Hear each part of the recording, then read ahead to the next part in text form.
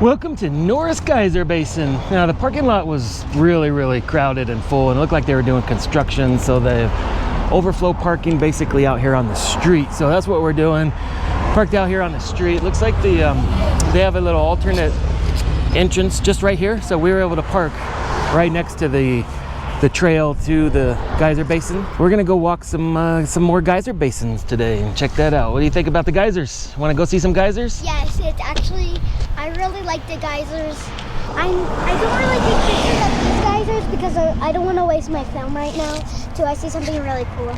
Unfortunately, with this geyser basin, we don't get to listen to our ranger Chuck. When we were at the Old Faithful geyser basin, the Upper Geyser Basin area, that whole area was a walking tour with the Guide Along app. And if you're not familiar with the Guide Along app, I'll leave a link down below where you can check it out. But it's definitely something worthwhile if you're in the Grand Teton. So they've got the driving tour, but they also have several walking tours. Unfortunately, they don't have one for Norris Geyser Basin. So hopefully they're working on that, because that would be really cool. Yeah, it's a must-see. Obviously, it's a huge area of geysers and hot springs and mud pits or whatever. We're gonna check it out.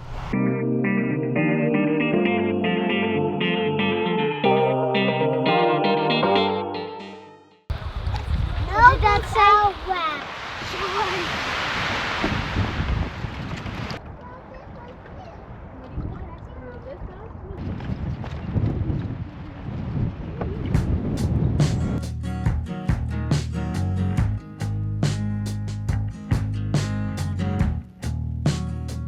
Norris Geyser Basin is one of the most unique and most unpredictable areas in Yellowstone National Park.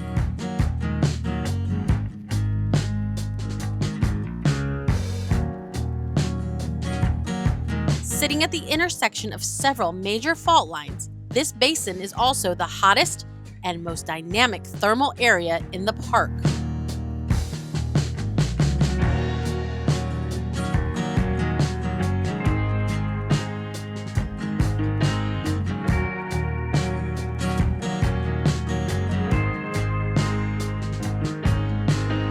As we made our way along the boardwalk, we were surrounded by steaming vents, bubbling hot springs, colorful mineral deposits, and a landscape that almost looked like it belonged on another planet.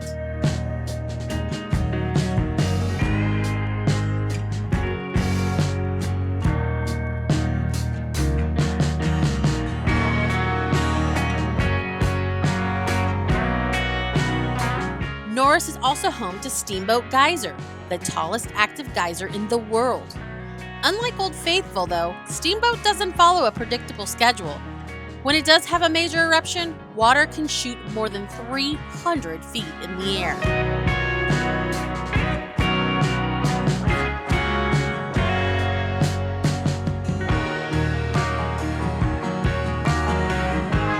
Walking through Norris Geyser Basin really gives you the sense of just how much activity is happening beneath Yellowstone's surface. Everywhere you look, steam is rising from the ground and the landscape is constantly changing. A pretty incredible reminder that Yellowstone is sitting on top of a massive volcanic system.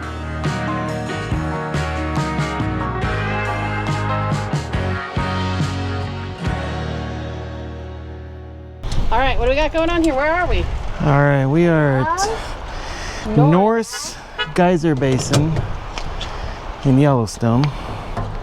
And we found this old phone booth here. Lots of stickers on it, so you know what we gotta do. Fairview Roamstead. Gotta put a Fairview Roamstead sticker on. There you go. Perfect, look at that. Buc-ee's and Fairview Roamstead. Good job. All right, we just finished half Partial, yeah. of Norris Geyser Basin. We started having Children issues. cranky dads. Not really cranky dad. Daddy's got 2 blisters now, poor daddy. Yeah, my feet are kind of hurting. So we did the big portion. We did the huge portion of the Norris. So there's the smaller portion that we'll have to do. We'll come like back veterans and a couple other areas that we have to go back down around. And yeah, well, a whole nother base. So there's 2 loops in Norris. We did one of them. We did the big one, and we're gonna do we'll come back another day. We still have plenty more days here. Yeah. Well, the porcelain one I'm glad we looked at, because that one is not stroller friendly. So. No, it's not. Yeah, that one's got. So the big loop we did, totally stroller friendly. Yeah. So if you had a wheelchair, stroller, or handicap accessible. Yeah. But porcelain, no. So it's kind of a good thing. Porcelain basin there's steps involved. So we'll probably come out here first thing in the morning. Yeah, we'll do it done. And do it without the stroller. Yeah. And just walk it. It's only like 0.6 miles. Yeah, it's not bad. So it's just a matter. Ben is gonna have to walk it, and that's it. We're gonna go ahead and just drive.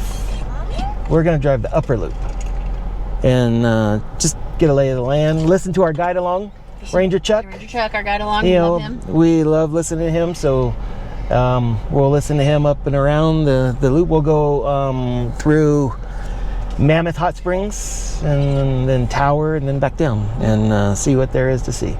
Probably won't do a whole lot of more hiking. No, I don't. Probably. I don't. For the kids, no more hiking today. Probably, yeah. Especially for somebody's feet and two people that are very tired. Just give us a rest. So, but driving will be fun. Maybe we'll find some animals. That's what we're trying to do is see some animals. We haven't really been able to see a whole lot of big animals. I thought we'd see a lot of bison, and we've only seen a couple. Yeah, I've seen a couple bison, and it's supposed to be the rutting season right now. Several elk, but nothing else. Yeah. All right. Let's go take a drive. This stretch of the drive gave us another look at just how diverse Yellowstone's landscape really is.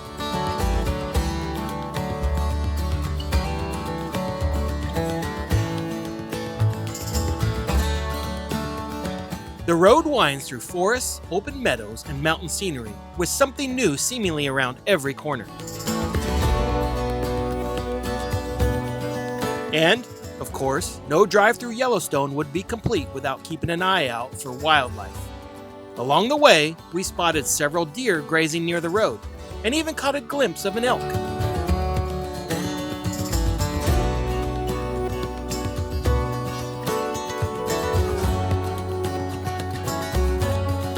One of our favorite things about Yellowstone is that sometimes the drive between destinations is just as memorable as the destination itself.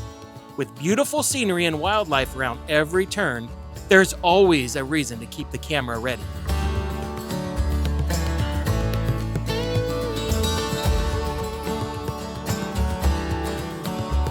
Before long, we were arriving at our next stop, Mammoth Hot Springs.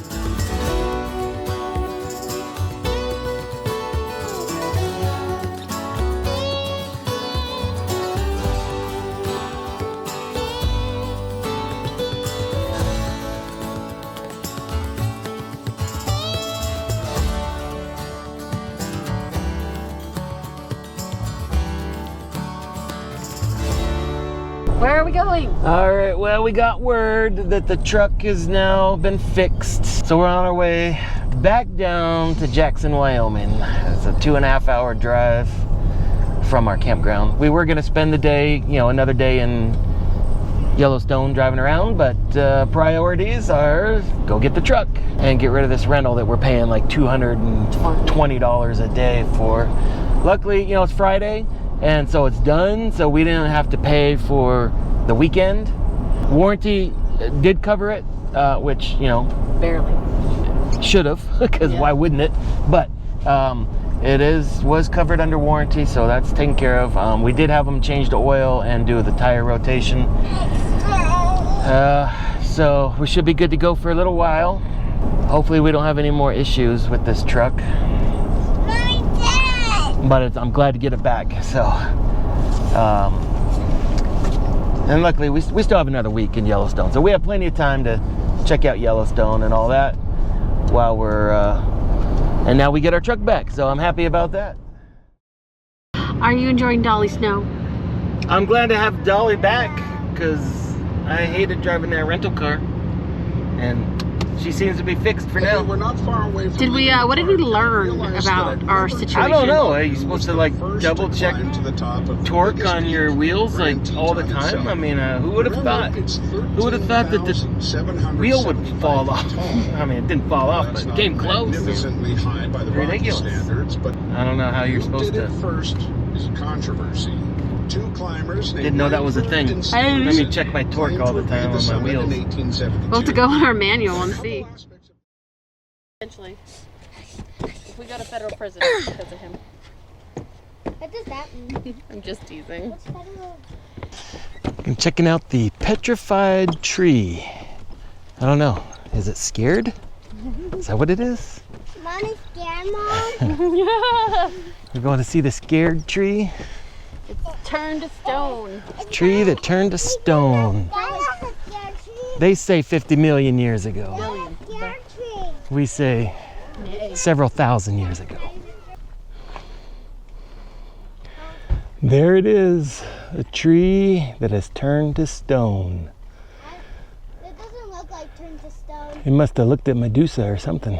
Well, that's the thing. It looks like wood, doesn't it? Yeah? Because the stone, the minerals in the water replaced all the wood. So it looks exactly like wood, but it's really stone. Oh, it used to be like one of those. It used to be a real tree, yeah. There used to be 3 of them here. And apparently over the years, vandals came and souvenir people, wanted to chip off a piece, and they've destroyed the other 2. So unfortunately, they had to put this fence up here to keep people away from it, because people are morons and destroy things.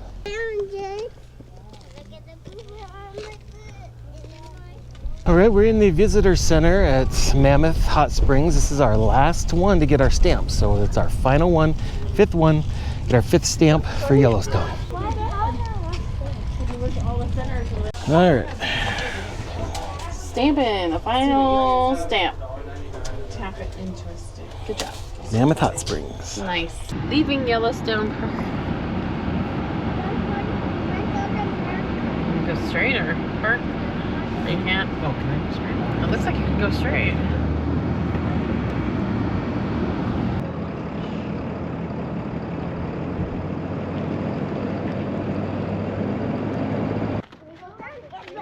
In a minute. Go through there.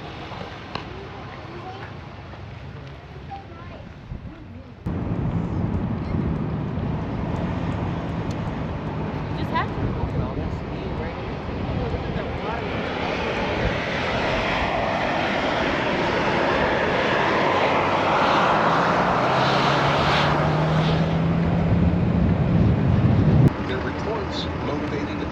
Expedition by Washburn, Langford, and Doane in 1807, and it was that party that was able to spend a month discovering and identifying many of the features we see today. Just imagine seeing these places for the first time. All right, we just had our picnic lunch for today. Started out really early. We got up early this morning. Saw a few things already. Yes. But I gotta tell you, Your back is my back is killing me. All these, several days worth of, we're doing a lot of walking here in Yellowstone. Miles. We're walking miles. And it's taking a toll on my back. I mean, even with pain meds, it's getting really hard to walk. And on top of my back problems, I've got big, giant blisters, one on each ball of my foot. One on each foot. And they're huge and they hurt, so it's hurt. Not only does it hurt to walk with my back, but now I got foot problems.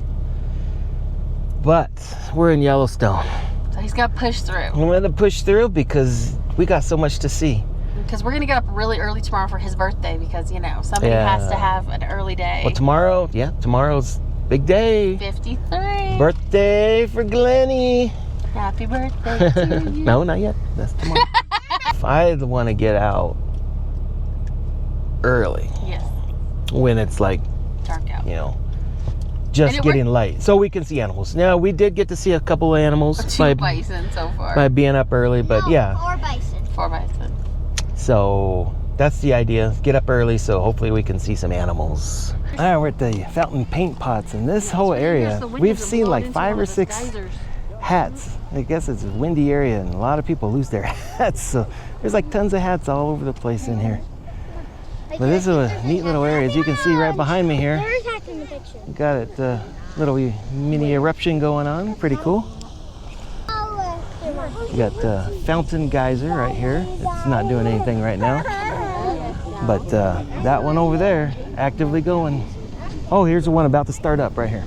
Jet Geyser. Jet Geyser.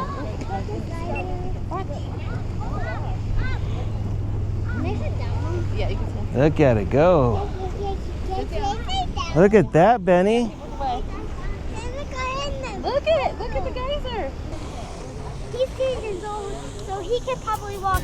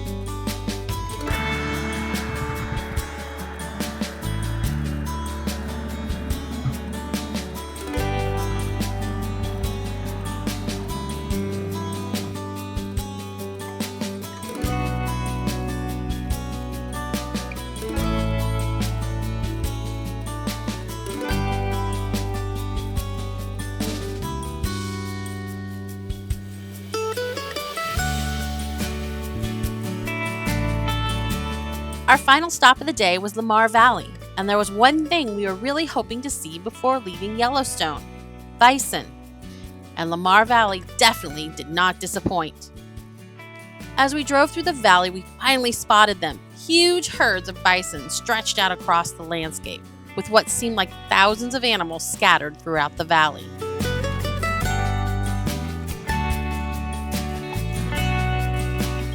Yellowstone is home to the largest bison population on public land in the United States, and these animals are pretty special. Yellowstone bisons are descendants of the herds that have lived on this landscape for thousands of years, and the park is the only place in the lower 48 states where bison have lived continuously since prehistoric times. And these animals are much bigger than they sometimes appear from a distance. A grown male can weigh around 2,000 pounds, yet a bison can run up to 35 miles per hour. Another good reason to always give them plenty of space.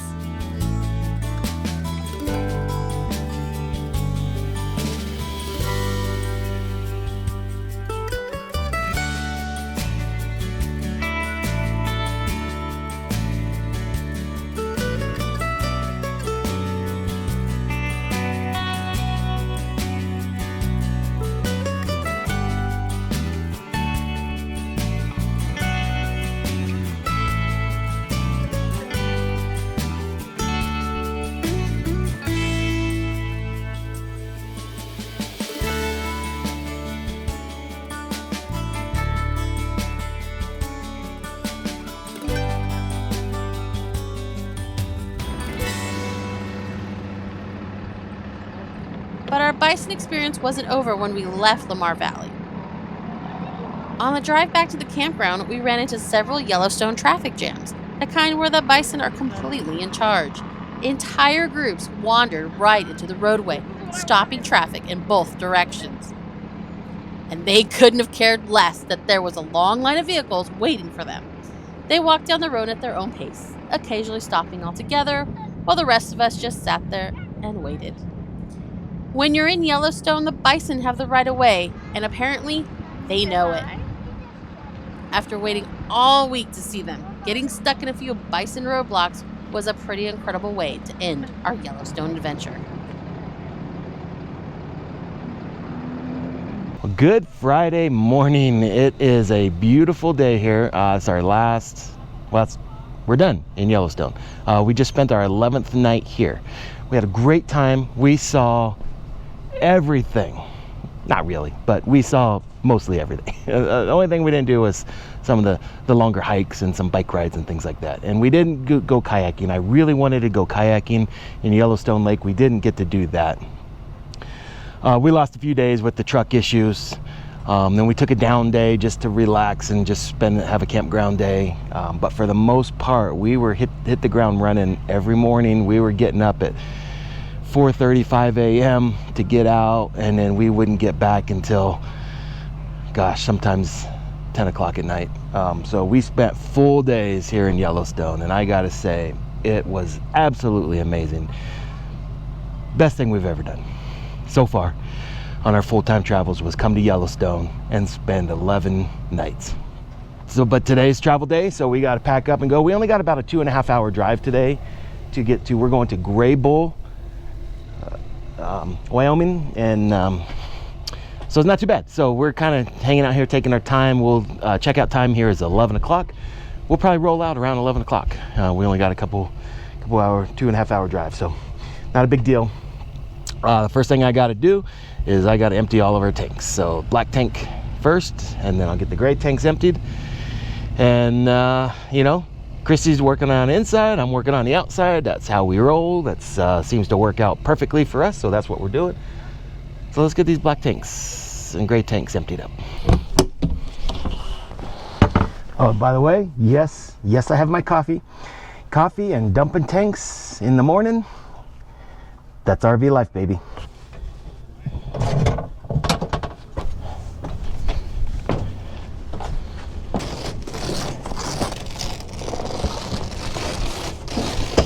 Now, I know I've mentioned this a couple of times, but if you're gonna do what I do, which is I like to flush it out.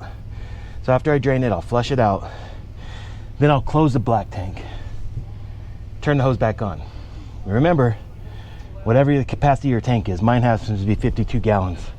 It's real easy to forget about that and overflow your tank. You don't want to do that. Always set a timer, but always also check it even before your timer goes off.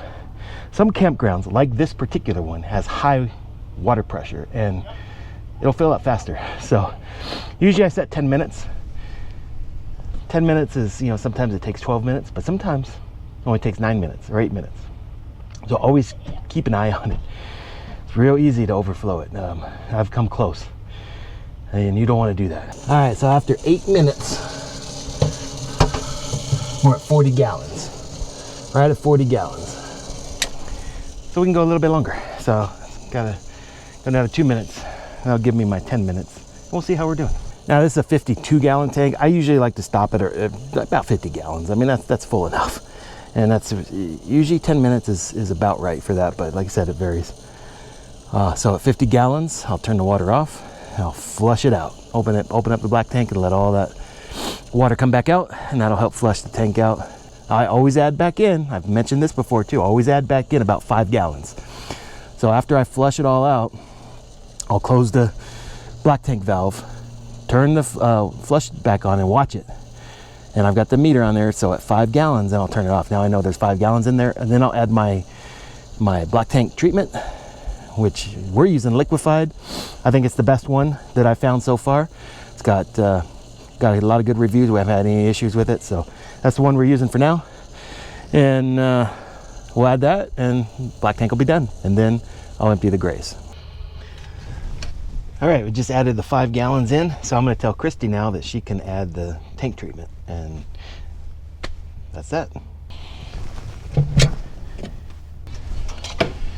Hey, you can go ahead and add the black tank treatment. Okay.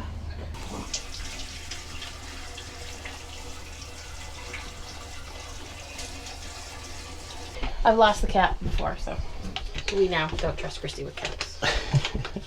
One thing I got to say about our time here, we did not do a lot of campground time at all. Like, I set up the picnic table cover. We never used our picnic table once. I mean, or our chairs, we set up our chairs because, you know, we were here 11 nights. We did not sit out at all in our chairs.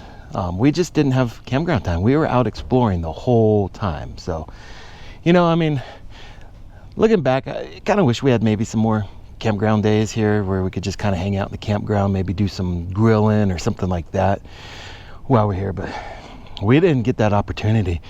We were just out exploring all the time. So maybe next time 14 days instead of 11. I don't know. Just to have some downtime, some campground time. Reagan and I did ride our bikes around the campground a little bit, but other than that, we didn't really use the bikes much either. And so I would have liked to have done that. I would have, like I said, mentioned before, I would have loved to do some kayaking. One thing to note though for kayaking is if you're bringing your own kayaks, which you can, you have to get them inspected at the ranger stations. There's different areas. Grant Village has one. Even if they're your own kayaks and they're blow up ones. We talked to the ranger about it, and yes, so you got to blow them up, take them over there, have them inspected. They're looking for something on it, some kind of, I don't know, some kind of barnacles or something, whatever they're looking for. I really don't understand it or know, but all watercraft before it goes into Yellowstone Lake or any of the lakes in Yellowstone they have to be inspected prior to that. So, and that includes little tiny paddle boards, you know, stand-up paddle boards or kayaks or anything like that. So just something to note that just, it's not a big deal. It doesn't cost you anything. You just take it in, have them inspect it. But you also have to have a permit, and that I think does cost money to get a permit. I don't know how much it is. I don't think it's very much. But for each boat or each kayak or each stand-up paddle board or anything like that, you have to get a permit for it. And the permit is good for 7 days. So just something to note. All right, just like that, we are done. We're ready to hook up and head out of here. I head out of Yellowstone. Whew, I got to tell you, man, I get out of breath here. I mean, I would have thought after 11 nights, I would have been used to the fact that we're at about little over 7,700 feet elevation. But man, it can get hard to breathe sometimes at this elevation, just doing menial tasks. So, whew, I guess I never acclimated. All right, hey, thanks a lot for following along on this Yellowstone adventure of ours. And stay tuned and subscribe to the channel because we got a lot more adventures coming up. We got some really cool stuff that we're about to do. So come along with our adventure and we will see you on the next adventure.